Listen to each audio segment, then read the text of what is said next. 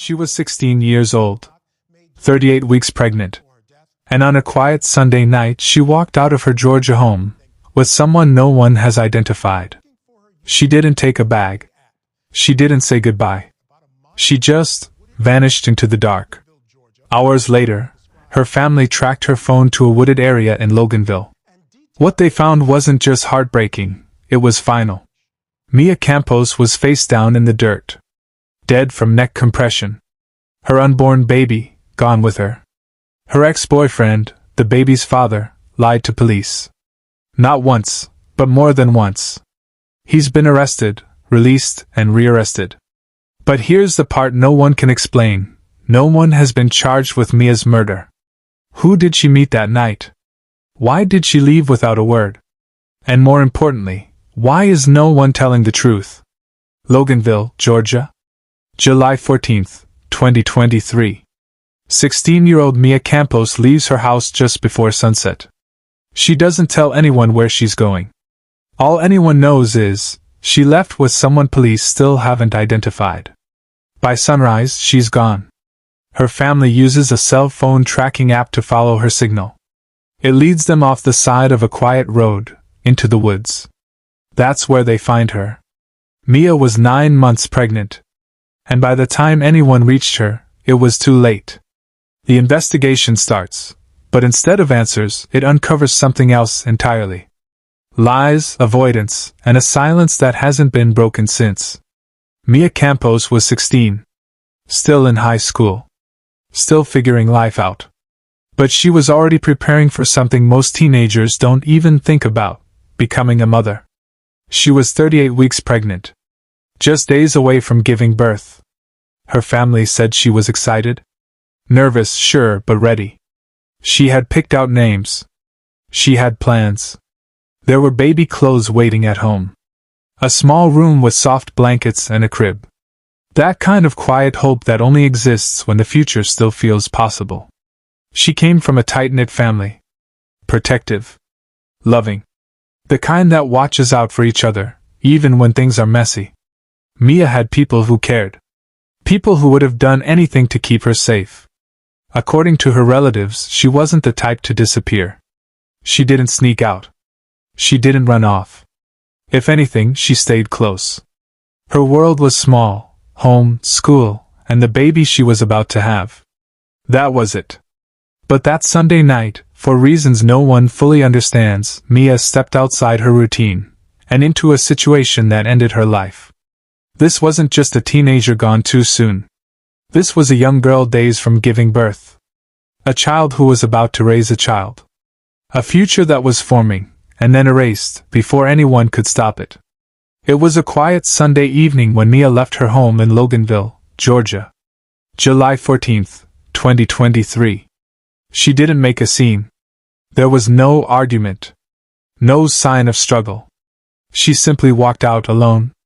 Her family didn't think much of it at first. She was 16. She had a life, she had a future. But as the hours ticked by and Mia didn't come back, concern began to set in. What could have caused her to leave like that? There were no clues. No messages, no warning. Nothing on her social media. Just a sudden, unexplained departure. And then, the bigger question, who was the person she left with? The police weren't sure. Her family wasn't sure. No one had seen anything. There were no witnesses. No security footage.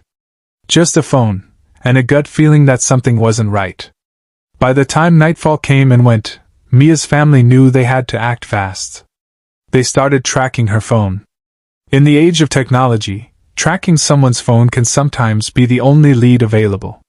That's exactly what Mia's family did. They used the app to trace her location. They followed it to the last place the signal had pinged, a remote patch of woods, not far from their home. It was a dark, quiet road. The kind of place where nothing should ever happen, but everything can. Her family immediately called the police. But by the time they arrived, they had already found her. Mia's body was lying face down in the dirt, her life, her future, already stolen away. It was just after midnight on July 15th when Mia's family finally pinpointed her location. The signal led them to a wooded area on the outskirts of Loganville. A quiet, isolated spot, one of those places you might pass every day without ever thinking something could go wrong.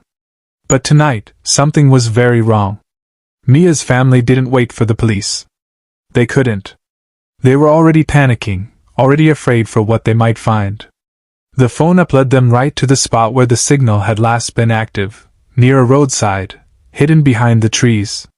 They got out of their cars and rushed into the woods. And there, in the damp, cold earth, was their daughter. Face down. Lifeless.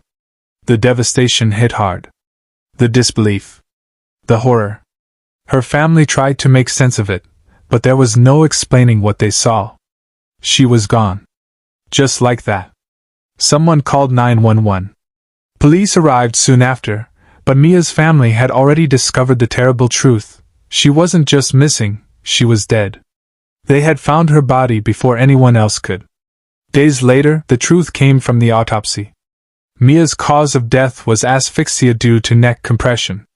In other words, she had been murdered. The manner of her death was ruled a homicide. When I found her, like I said, he was all the time.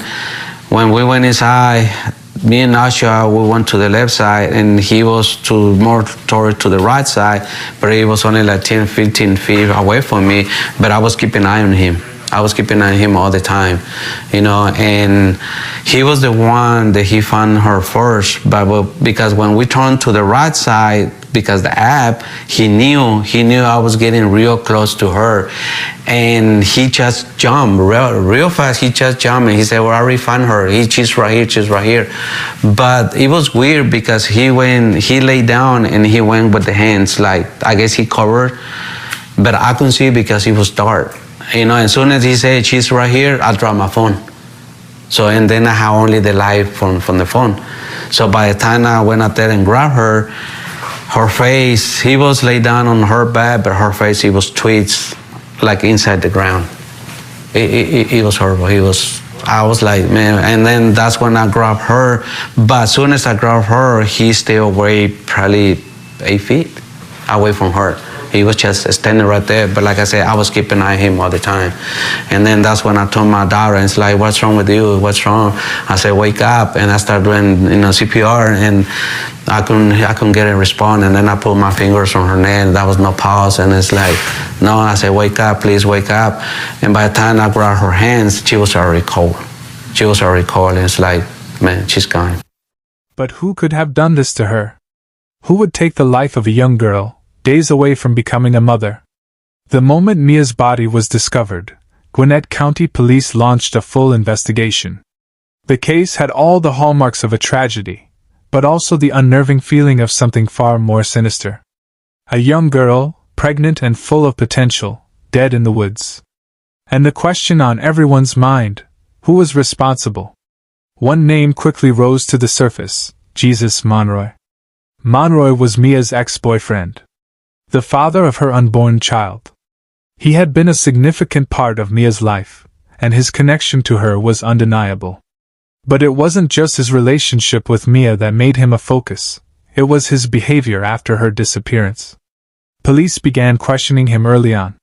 What did he know? Where had he been that night? But instead of offering helpful information, Monroy gave conflicting statements. At first, he said he hadn't seen Mia the night she disappeared. Then, as details from the investigation started to unfold, his story began to change. He was eventually arrested for providing false statements to police. But even with his arrest, the authorities stopped short of charging him with Mia's murder. They didn't have enough to make that leap. Yet, his lies only fueled suspicion. In the hours and days that followed, the investigators zeroed in on his story. The inconsistencies started to pile up. Why had he lied about the details of his whereabouts? What was he hiding? Despite these mounting questions, Jesus Monroe wasn't immediately charged with the murder. However, his actions, and the lies he told, raised enough suspicion to make it clear he knew more than he was saying.